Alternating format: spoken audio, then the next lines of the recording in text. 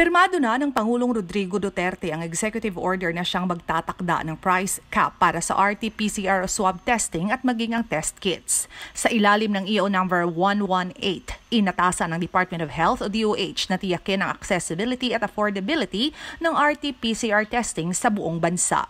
Inaatasan rin ng Department of Trade and Industry o DTI na makipagtulungan sa DOH para determinahin, bumuo at mag-implementa ng price range para sa COVID-19 testing at test kits na ginagamit ng mga ospital, laboratorio at iba pang health facilities.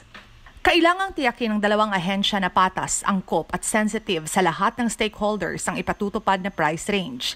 Inatasan rin ng DOH na maglabas ng mga kaukulang abiso na magpapabatid sa mga health facilities na mayroon ng accreditation para mag-operate ng COVID-19 diagnostic laboratories kaugnay sa mabubuong price range.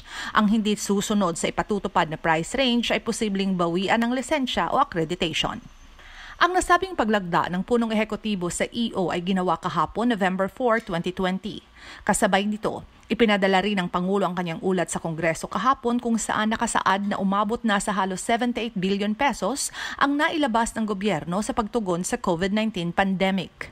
Ayon sa Pangulo, nasa 76.2 billion ay galing sa pondong inilaan sa Bayanihan to Recover as One Act habang ang 1.7 billion pesos ay mula sa available funds sa 2020 national budget.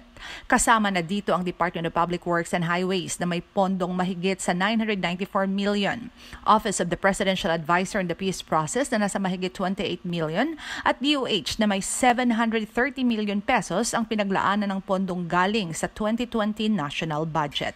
Inihayag ni Pangulong Duterte na 54.45% na ng 140 billion pesos appropriations sa ilalim ng Bayanihan 2 ang nai-release.